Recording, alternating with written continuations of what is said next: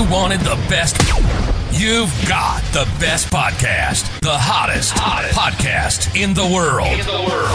The Chris Voss Show, the preeminent podcast with guests so smart you may experience serious brain bleed. The CEOs, authors, thought leaders, visionaries, and motivators. Get ready. Strap yourself in. Keep your hands, arms, and legs inside the vehicle at all times, because you're about to go on a monster education roller coaster with your brain. Now, here's your host, Chris Voss. Hello, this is Voss here from the ChrisVossShow.com. Ladies and gentlemen, for 16 years and 24 episodes, we've been bringing the Chris Voss Show because we were like, damn it, we know there's a whole bunch of people out there who want to... Did the screen shake go off there a second? I slammed the table with my fist for accent, but we heard there was a whole lot of people out there who want to be motivated, want to learn new stuff, hear people's stories, learn from some of the greatest minds on earth, how they did things, how they survived cathartic things, and that's what we do on the Chris Voss Show. So we're going to guilt trip you for 5 seconds to say, go to goodreads.com/Chris Voss, refer your family, friends, and relatives. Go to goodreads.com, or I did that one, facebook.com/Chris Voss, linkedin.com/Chris Voss, Chris Voss 1 on the TikTokity, and, just Google it. We're all over the internet.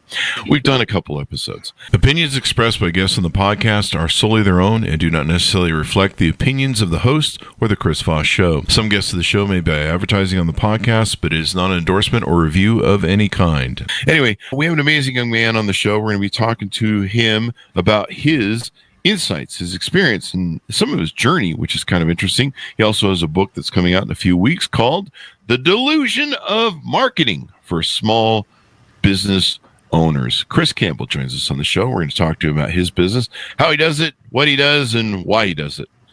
I just made that up. It's pretty good.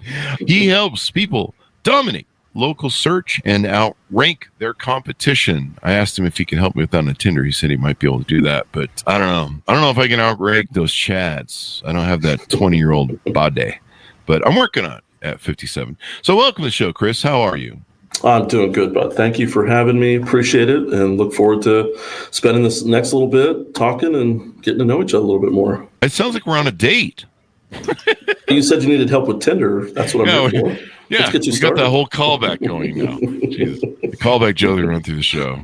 So anyway, you're not quite my type. You seem like a nice fellow, though. Did I reject you first? That's not right. Anyway, I swipe left. I'm not sure. So, Chris, give us your .coms. Where can people find you on the internet? And give us a 30,000 overview. What's inside your new book? Yeah, absolutely. So Chris Campbell, Modern Marketing Solutions. You can find it at www.modernmarketingsolutions.com. So I am a current business owner. I own a construction company out here in Austin, Texas. Mm-hmm. I got frustrated by dealing with just what I call shithead marketers. We probably have spent well over $100,000 in wasted ad spend and marketing companies who just took our money. And I just said, you know what? I'm tired of it. We're going to pull the veil back. Let's jump in. Let's identify what's holding back entrepreneurs from actually being able to do their own thing. And it's led down some really cool holes that have opened the opportunity to really get out there and actually help people. So that's where we are today. Awesome sauce. And so the book isn't quite on Amazon as of this moment on 5/20/25. When do you anticipate that it's going to be up there? We're looking for the second week of June. We're looking to release. And if you're looking for a link for it, there'll be an update on the ChrisVossShow.com post. Search for that, and you'll get a link to the book, or you can probably Google it that time. In writing the book, I imagine this is your first book you're putting out? It is, yes. Is it going to encapsulate some of the different things you guys do for clients in your business? Absolutely. And so we identify, what are the pitfalls? Every entrepreneur that gets in, they just think that, I'm an entrepreneur, I'm going to be a millionaire next year. And what they don't understand, or what they don't know is that statistically, that's absolutely unlikely. And not only that, they don't have the tools, they don't have the people around them to support them correctly. And more importantly, they get swindled by bad marketing people who promise the world and will always under-deliver. And that's really what we aim to try and identify as the pitfalls who the hero is going to be, which is ultimately going to be the entrepreneur, and then looking out for ways to get their business out there in a way that's not, oh, I just post on Facebook. And so we really dive into a lot of a little bit of different secrets on how to really knock on Google's door and have them rank you correctly.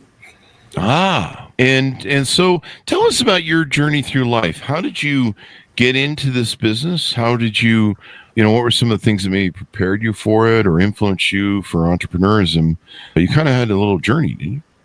I did, yeah. So I started out, my parents had split up when I was very young. My dad and stepmom I grew up with in Dallas, and stepdad and mom were in Albuquerque, and they were entrepreneurs, and they bought and flipped apartment complexes, and they were very motivated by identifying opportunities that made them money. And so any of those things that it did, that's what they went after. And my stepdad he was master HVAC, master plumber, master electrician, taught at college. I mean, he was very well known. And so I got to watch them, really take a bigger leap financially. So I got to really kind of keen in on those things. And so I had the opportunity to run the company. I said, nope, I want to be a chef. So I became an executive chef, went to culinary school, did that for almost 9 years, had the opportunity to leave that and join a healthcare group. So I joined a healthcare company called Epic Health Services and was able to grow and become an executive director within that company. And then I got called back into construction. So I took over a company back here in Austin, and afterwards I helped them sell. And I said, it's time to do my own thing. It's, being really at the top at different levels taught me a lot of different opportunities, but it doesn't teach you how to be an entrepreneur. It just teaches you when the company is made, how to run it, not how to get to that point. And I think that was the exciting part of this journey. And how did you approach that? I mean, how did you look at that? I mean, sometimes it can seem daunting to people. Sometimes it's kind of a thrill, but it's also part of the thrill is the risk of it or the potential for loss. How did you approach it to try and make sure you got it launched? And it sounds like you had some entrepreneurism in your DNA from your dad. Yeah, exactly. And you know what? I think and this is the delusion of being an entrepreneur, is I thought, okay, I have these big contracts. I have builders that say they're going to follow me. So I launch and they don't follow me. They say, hey, you know what? Actually, we don't fall. You were serious about You're that? Brand new. Oh, yeah, absolutely. I'm like counting in my bank account. I got this builder, that builder, and none of them followed me. Wow. And the ironic thing of it all is, and when we started, I'm like, okay, I'm on Google, so people are just going to call me. And that didn't happen. And I said, okay, I've got a website up. And that didn't happen. I put out, Yelp ads and some stuff, and that didn't really do anything. And so I got a call from a guy who, we have a name that's similar to another company that's kind of farther away. Mm-hmm. He called and said, hey, is this whatever? And I said, no, you have the other one. He goes, you know what? They suck. I think they're assholes anyways. Will you just come and remodel my house? I said, sure. He was 2 hours away. I said, you know what? I got time. Nothing's ringing. And you know what? He's been our best client since. We've done 5 other projects with him. We've done his families. We've done his daughters. And we've been so happy along the way. But, in that journey, you really learn what it takes to be able to take off. And nobody teaches you that. They don't teach that in school. They don't teach that in college, so it's really who you arm yourself around with to get that knowledge of. It's all about marketing, unless, and Alex Hormozzi says it right, unless you're doing $1 million a year in profit, your company is not your company. You are a marketing company that also happens to do whatever that you do. And so that kind of switch is what helped get us off the ground further. Well, that works out well. Sometimes you just never know, and it's kind of wild. I've had that experience where you're trying to figure out how to make a business work, and all of a sudden you find the segment of it. I remember when I started our courier company back in the day, which was our first big, hugely successful company. We were in the medical staff business, which was on call 24/7, race to a hospital, get it to the blood clinic within at least an hour, which was, just madness, especially in the middle of the night. And it was really low when you looked at the availability of how you couldn't run a schedule off it, and you just had to have people on call and just for the pricing, it just wasn't working. But it was great for an initial contract that we had when we started the company that my business partner had worked for. But I was like, I knew enough and had my own business practice run-ups, starting little companies, that I knew enough that I needed to find a better resource. And so I remember saying to my partner, I go, we got to reach out. We've got to find something. And so we dumpster dived a company. And this is back in the day when you could dumpster. I used to have a friend who used to have a Apple magazine, and Steve Jobs couldn't figure out how his shit was leaking, and it's because they were dumpster diving the shit. Hey, once it's in the public atmosphere, it's in public. You might as well just throw it in the street, man. And so we got kind of a profile of their top clients. And so we targeted those industries, and we were broke. We were just kids running on fucking $2,000 and to startup and top ramen and 18-hour no sleep days. And so we had enough money. I had, like some spare money to do like a 100-piece mailer by hand. This is, we're typing the letters or copying them and we're sealing and doing all that. This is a mail, kids. And so what I did was I picked 20 of each of the different top industries. And then I tried to target some of the top people in those industries. And I sent out a mailer. And my friends, this is stupid. This is a waste of time. We shouldn't be spending. And I'm like, no, we got to get out of this rut. And he's, some of these companies aren't going to work. And I'm like, just shut up.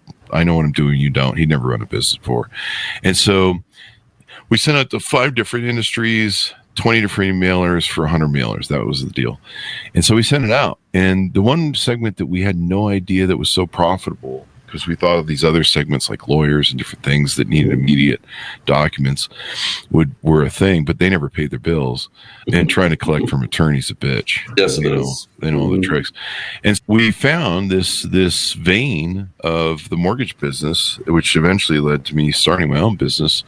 This vein of mortgage business that was fucking crazy. And we made all this money. In fact, we dumped the client we started with eventually, and we found this very profitable line. And sometimes you just never know. And I remember my business partner was like really discouraging. He's like, hey, it's never going to work. Oh, this is where the money's at. And I'm like, you don't know. And so, sometimes plumbing, sometimes just being open to finding that channel or that vein that's out there. And sometimes you just got to find it. It almost seems like sometimes it's like a combo to a safe, where, I've had companies where, you just can't get anything to fucking work. And somehow you hit that right fucking number on the combo and the lights go on. And you're just like, fuck, shit, we hit it. And, hopefully you don't run out of money by then. And I think part of it is, right, you're throwing stuff at the wall to see what sticks. And so enough throws is going to eventually catch you something when you're in that position. And I mean, surely I thought all these builders were coming this way, and they sure didn't. And it actually led us down a different road, which was away from builders almost entirely and in towards restoration, which was definitely not the anticipated route. And then it led us to here. I mean, I would have never guessed we'd make the full switch into marketing. But when you tell people your story and you tell people, hey, we're real, we're going to show you some of the secrets that these guys are pulling over your eyes, and we're going to show you actual results. It's amazing how convertible that can be as well. I mean, you're more real at that point. So that's for sure. Now, do you focus on a certain segment of client that you work with? Do you mostly focus on like some of those blue collar things that you come from, or do you take clients from anywhere? Who's the profile of your client and maybe their spend or where they need to be, as a Fortune 500 company, Fortune 1000? Sure. Tell us about that. Yeah, I think the analogy of throwing stuff at the wall kind of still applies here. I mean, we have so much experience in construction and roofing and HVAC and plumbing. And so you would think naturally that is where you would land, but we didn't. We actually land with jewelry store owners. Oh, really? Definitely not the way I would have figured that out. But what we identified with is, they have pain points that a lot of people just simply don't understand or don't want to learn. And that is, they have a lot of money out there and they need to flip it quick, but they also have small stuff like watch repairs and battery change outs that, are 40 to $100. You do that 20, 30 times, you're going to cover a lot of costs. In the meantime, now we're getting the custom jewelry. Now we're getting engagement rings. Now we're getting you in front of that high intent buyer or seller if they're wanting to sell anything. And now they have an opportunity to scale up. So most of our people are seeing 10x to 30x return by getting, those ads or getting your videos in the right way to set people up. So our services start at $2,000, they run up to $5,000. Really just depends on what they're looking for and what they're wanting. Most people don't realize most of their websites are shit. I can't tell you how many times when they say, oh my gosh, Chris, I have a brand new website. But guess what? It's coded totally wrong on the back end, doesn't have enough content, doesn't link anywhere. Google doesn't really recognize it. And in a lot of cases, it takes the rankings down. So that's the first thing that we identify is what are they doing wrong? How are they not converting in a way that they expected to? It's because the expectation that was set up by the last guy set it up for the downfall of everybody else. So now we're overcoming objections that just simply aren't true. Wow. So I noticed on your website you have a lot of services that you offer. Tell us about some of the breadth of that, if you would. Yeah, absolutely. And I think even kind of leaning into that is, so what we really identified in everything. So what we did is we called the top 30 agencies in Austin. And because we have our other businesses, there was no way we were able to mask really what we were trying to accomplish. And guess what? They were all almost identical the same in their saying and their pricing. They didn't do anything that necessarily stood out to me. But I will say there was a handful that I thought were pretty good. I thought the rest of them were shit. And so when we say 95% suck and steal your money, we really mean that. And I think that's probably a very accurate statistic at that point. But the main thing that changed the game for us is we bought a news station. And when we bought our own news station, it means we create our own narrative. And so our narrative is whatever our clients want to be. So if you say, hey, I'm Chris Voss and I got nice feet, and I really want the world to know about my nice feet. And my OnlyFans for the feet. Hey, if it pays the bills, Chris, let's do it. But how are you going to get that message out there that Chris Voss has the nicest feet on air? And what we do is we can create several thousand articles and push it in any zip code you want to be in, almost as granular as the street address that you're on. Wow. And that's power. I don't know any marketing company that owns their own news station and has the ability to not only create, but create and scale and rank any client in any area in any way. And that is a rapid ranker technology, which we have created. So that's special. So Chris, when you're ready to get those beautiful pearly white toes out there, we're ready to do it, buddy. I have toes like fingers. Like seriously, I'm not even kidding you. They're 14-inch toes, and I already have really big hands and fingers. But yeah, I have spider fucking. I never want a spider. That sounds kind of gross. But they're like really long. Like in my old age, I have to be careful I don't bend them wrong or they'll bend back. They're literally like half fingers. I think you're underestimating the market on long. Toad. Oh, there's a segment. I see where you're going with this. You do have to niche down though at your age, so you got to be careful. Finger toes. Yeah, the ladies love it. I'm sure. You could grab things, hold things. They love other parts, but no, I've always looked at them. And I'm like, if I ever lose my pinky, I've got replacements. So you mentioned the thing that I'd seen on your website. Was it the Rapid Ranker? I think it was, yeah. And you guys do all sorts of stuff: content marketing, conversion rate, digital marketing agency, email marketing. I notice Austin is named a lot here on some of the offering you have. It is. So, are you based in Austin or?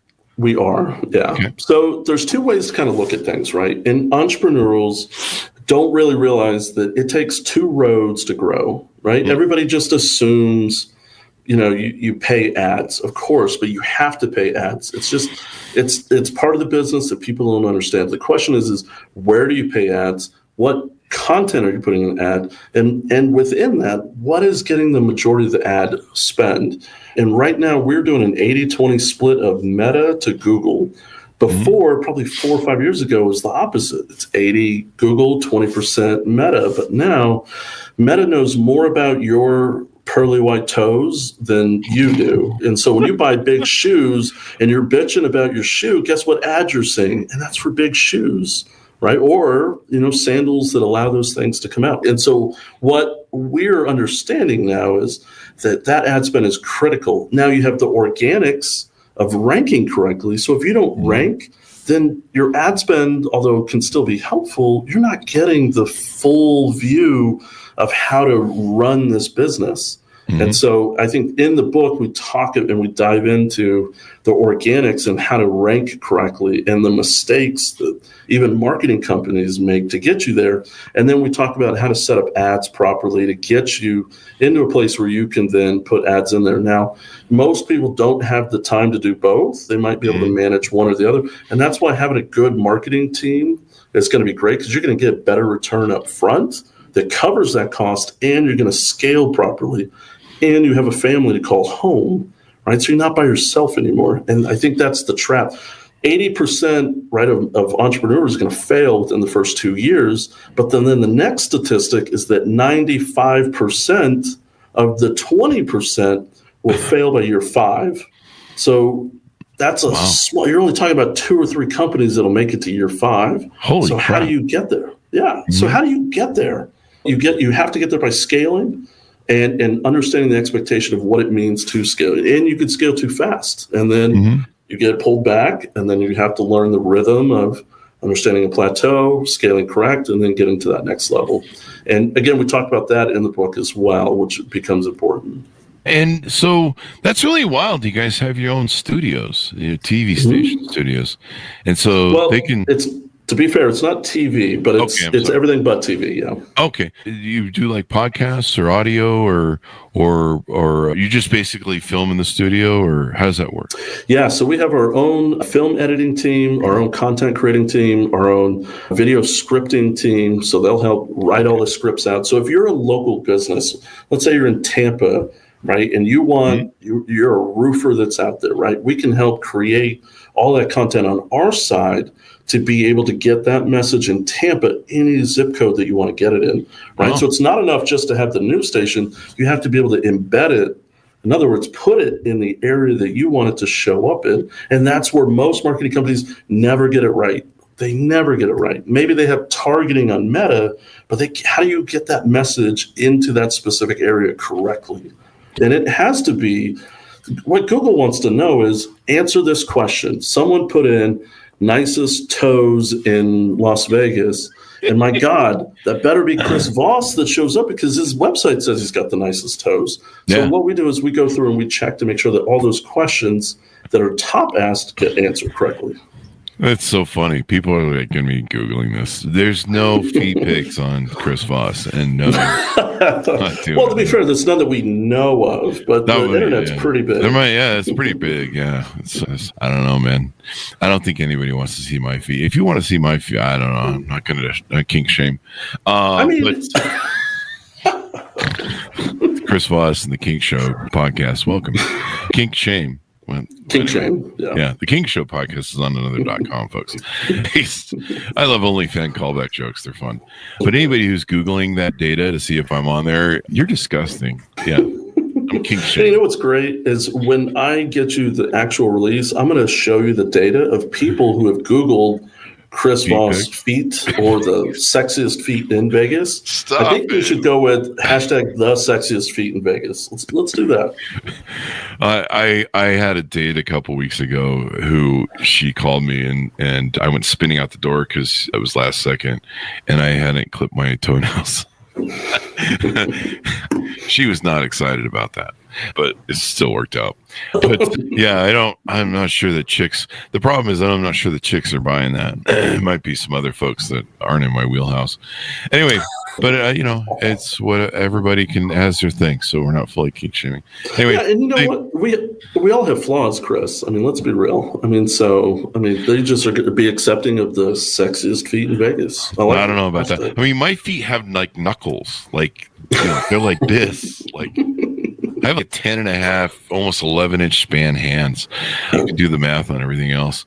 But yeah, I have these toes that like they're on their own time frame, but they can walk off on their own. Now, to be fair, Chris, I saw a statistic that anyone over 10 and a half inches of hands, you have to divide by 3 to find the next part. You know what I'm saying? So it's not by 2, it's by 3. You may need to use times with me. So anyway, I'm not normal. I can't. You know how men sit and they can cross their legs like a woman? Yeah, that's not possible physically with me. Like when I see men do that, I about fall over in pain just watching it. I don't know how men can sit that way. So anyway, on your guys' service, do we go over, like, if someone's listening out there in the audience, they're on LinkedIn, et cetera, what level do they need to be at to qualify to work with you? It's really about them. I mean, we do reject people as well. Mm-hmm. There's a certain expectation. Do they have feed pics? I'm sorry. I think we got to add that as a service page. You know, I think we've discovered a new revenue stream for y'all, OnlyFans marketers. I mean, I think we could get there. I mean, we have the video team to do it, but trade for print, trade for work. I don't know what that means. TFP. Yeah. Well, it just like everybody else, expectations are so critical. You know, whatever you set for yourself, we're setting for you as well, right? So when we onboard someone, like when they're ready to go, we onboard within 24 hours, and we're asking all these deep dive questions like, tell us about your revenue, tell us about your goals, tell us about what you're doing for you. Because at the end of the day, we can do 98% of the work, but there's still 2% you're going to have to do. And if you're unwilling to do the 2%, it doesn't matter how hard or how much we do, you're not going to scale correctly, and you're going to fall back, and then you're going to blame us. And that's not the case. The case is, when you're all in, you're all in. And that's what we want to know. And so if they are and they're ready to move, we're going to work with those people to get the specific goals that they want. And if they're listening and their marketing company isn't talking to them every other week or once a week or sending out info or getting weekly reports or just identifying, I'm in this rut and I've been in this rut for more than a month, then that's the wrong company to be with, because they're not making the changes that it takes to see them successful. And I think for me, as an entrepreneur and owning this wonderful marketing company that has the best technology that we've ever identified, you have to make moves at the end of the day. You have to move forward. No matter the rut you've been in, you have to move forward. What do you see as the future going forward with content marketing and, platform advertising on Facebook and other places, Google? What do you see the future maybe in the next year or two? Are there changes coming that you see that people need to be ready for? I know we're very likely going to enter a recession. I think that's just a given. I think we're first quarter down, and so we just need one more quarter and we're officially in a recession. And a lot of people sometimes in a recession don't understand that's one of the most important times to amp up your advertising, is to offset those losses. What are your thoughts on that? Yeah, I totally agree. And even during the Biden eras, I mean, we had 2 quarters, that were down, and then they refuted it and said that there wasn't really a recession, that it was, maybe we were already out of it. And most economists and most people will tell you that even if they've defined it a recession, by the time they defined it, it's towards the end of Q3 anyways. Most of the time you're already out of it, even if it's relatively small. 1%, 0.75% down from year to year. That's you can make that up. I think what we did find is that April is going to be a relatively bad month in terms of overall numbers because of the quote unquote tariff scare. So we'll see how that plays out for sure. But here's what I can tell you. In the world of AI, everybody is thinking, right now that AI is going to take over all content marketing, that if you just subscribe to an AI website, it's going to write all this great stuff for you. And there is some truth that it's better than you probably at writing content right now. But overall, that is not how Google looks at stuff. And what AI can't do is answer the questions that you and I organically are coming up with, right?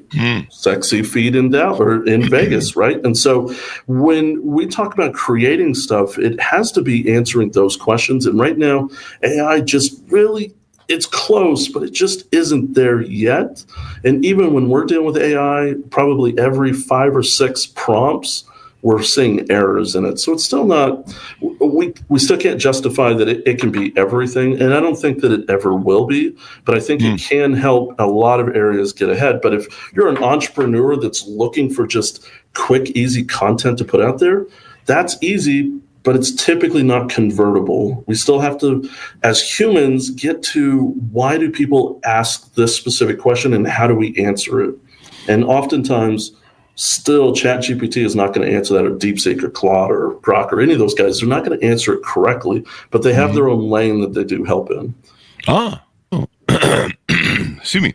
And here's what I do think we will see more of. Like, for example, lawyers are so expensive, right? They're hundreds of dollars an hour. They charge you every time they think you're calling them. Like, they're going to call you. Yeah, I mean, they're going to charge you for any and everything. I'm going to start doing that with my clients. I think you need help, more help than you're paying for right now, and I'll just bill you for it.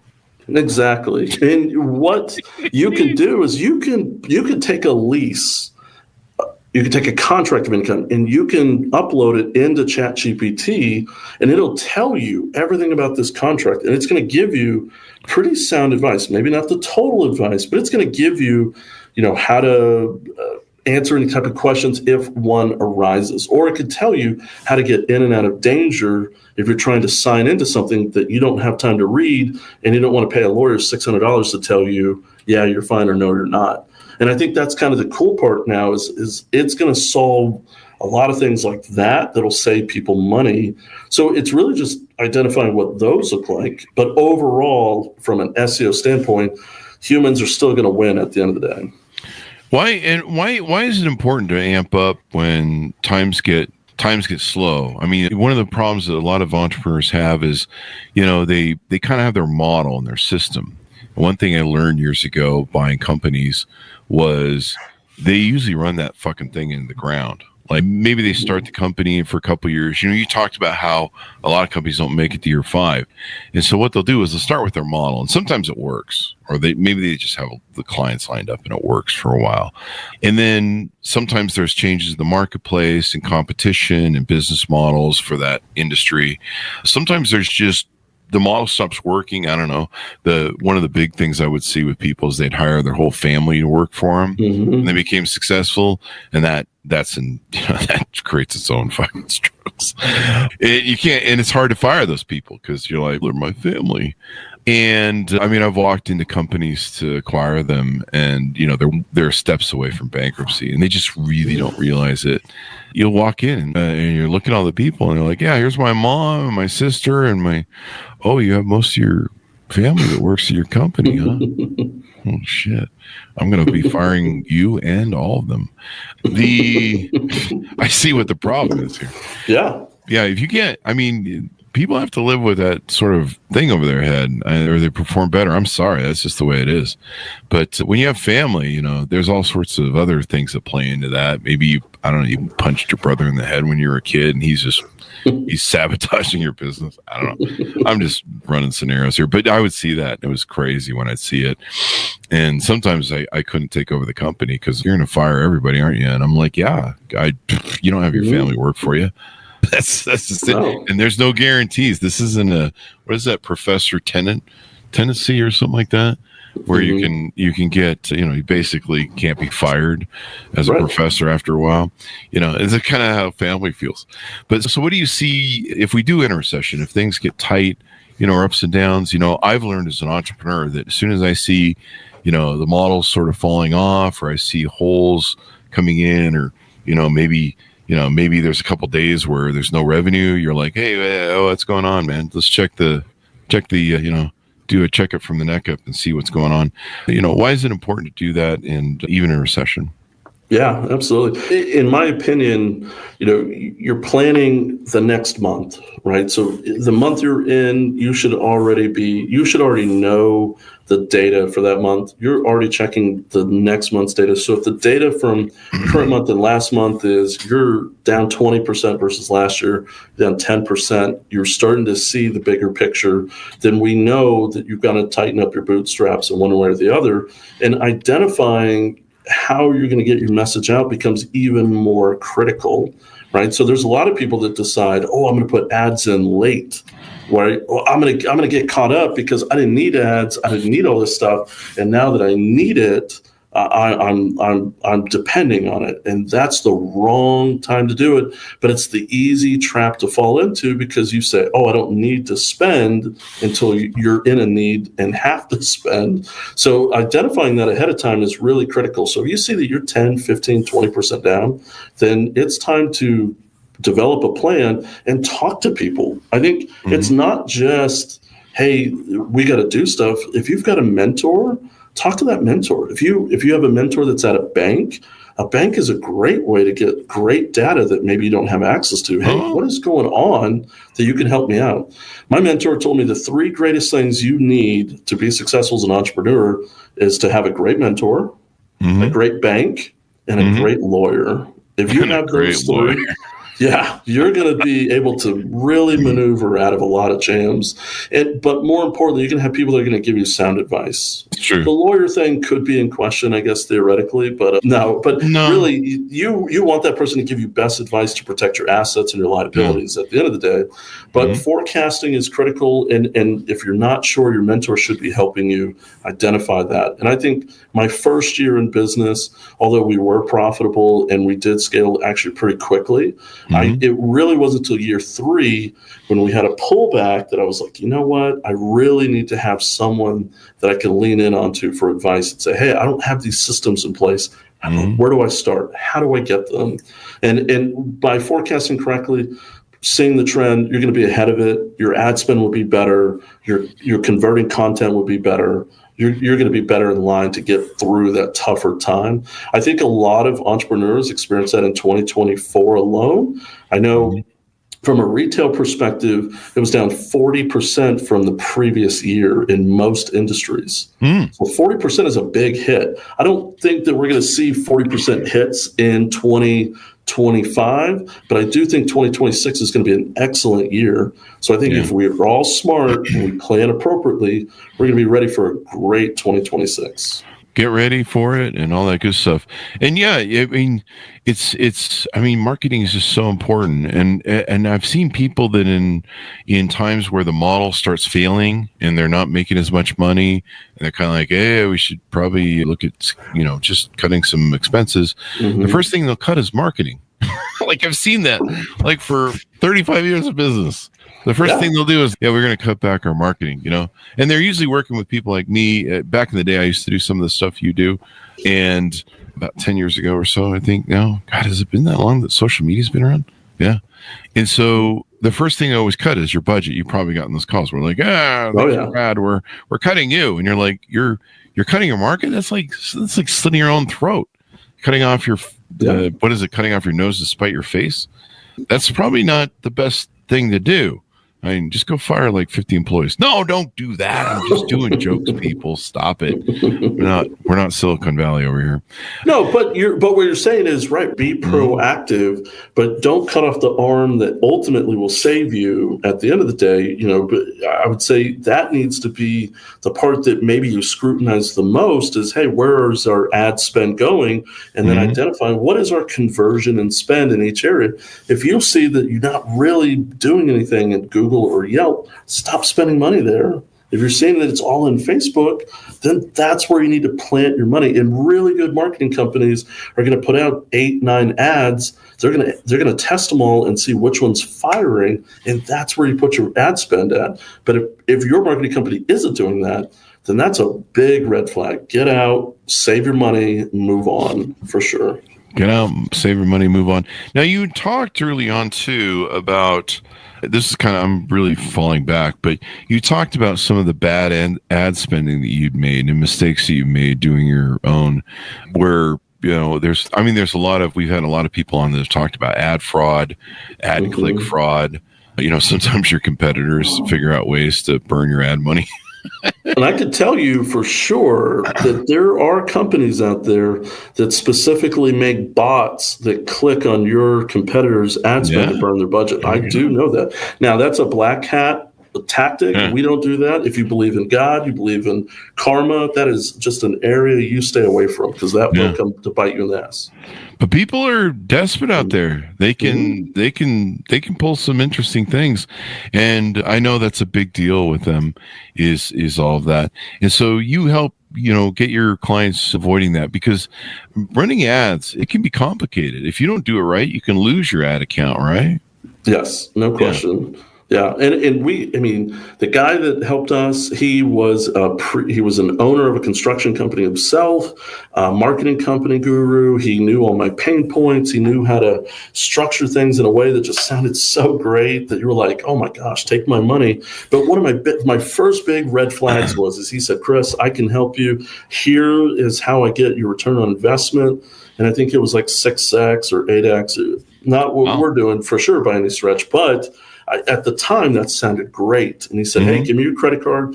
We'll start today. We gave him the card, and we didn't get onboarded for a week.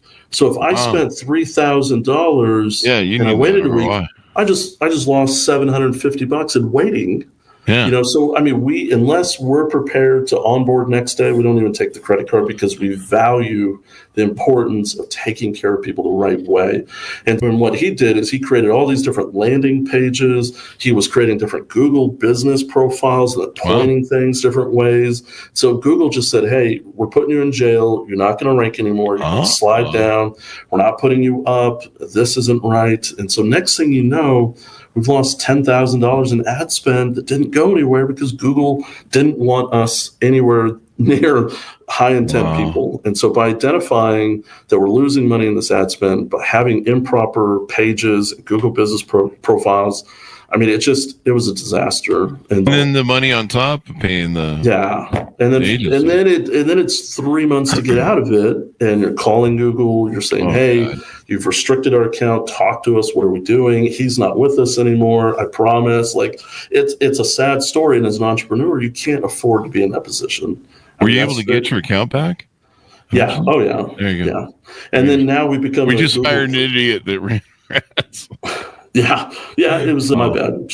Just someone who told me exactly what I needed wrong to be fixed, and did it worse. But this is important to know, because people don't realize this. I actually had a friend of mine who was asking me about getting in the SEO game, the Google ad game. He saw someone who was making a lot of money every month on the internet or something, doing a lot of what you do, and he's a young gentleman who's trying to find his way through his calling in life. And I was like, number one, go find your purpose. Go find something you'll do that you'll love and work for free. Don't go on the internet and just see people that have money and be like, I want to be like them. Go find something you love, because it makes a whole big difference when you wake up in the morning. But number two, I said, you're going to have to go apprentice that. He goes, no, I just saw this guy on the internet doing it. I can do it. I'm like, no, you don't understand. You can lose. I've known lots of gentlemen like yourself. I'm like, even the best ad agencies can trip those anonymous wires of the computer algorithm and get their ad accounts suspended. And I go, then you have liability insurance you're gonna have to cover for if you fuck up someone's their online presence. You take down a Facebook ad account, you're sometimes taking down the whole Facebook account, which means you're losing everything.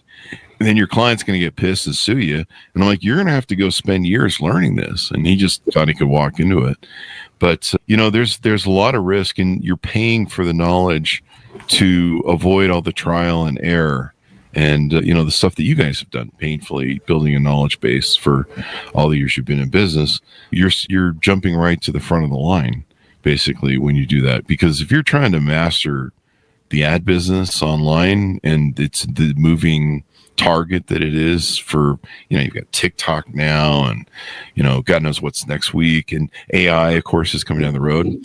That's probably, you're welcome to comment on that. It's not really a question. It's just a ramble, but also maybe a question I'll feed you too on top of it is, and overload the guests with questions, Chris, shit, I blew it. Okay. I'll let you respond to that, and then I'll. So,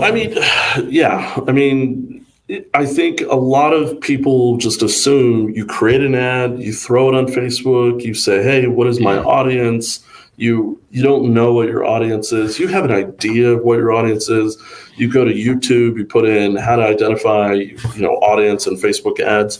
And the problem is you're going to get so many different wrong views. And the problem is you're going to get so many different views. Like the former CMO, Chief Marketing Officer for New Balance, for example, his belief is when you run Facebook, you didn't even put an audience in. You let Facebook figure it out for you. Really? And his idea is that Facebook knows so much more about you and about what your product is that as it goes through the learning phase, it'll figure it out on its own. However, I've talked to influencers in Europe that swear that that's absolutely the wrong way to do it. I mean, these are top influencers and marketers who say, no, you niche down to your audience, you pick your cities, you're going to pay more for that ad, but you're going to get better high quality ads that are more, content or more likely to buy from you, intent, is the word I was looking for, to buy your product. And so you have two opposing forces. Which one's right? And the answer can be both can be right to some degree, right? Mm-hmm. But how do you know when you're an entrepreneur and you only have $1,000 to spend in a month, how do you know which one to go with? How do you know which one's not just going to burn your account? Yeah. Yeah. And there's a lot of people out there that say they know what they're doing, but, they don't have the reputation, or sometimes they're just running scams. And funny enough, that same guy that was running these ads for us that promised the world, there was only two sets of people that called in on these ads. One were people who spoke only Spanish and people who were 65 and up. It wasn't your target market? Opposite. No, it was the exact opposite of our target market. Over 65 and only speak Spanish? What market is that? I don't know. I don't know. Old people rest homes or something. I don't know. But what about the Spanish part? What? It's rest homes in Mexico. So.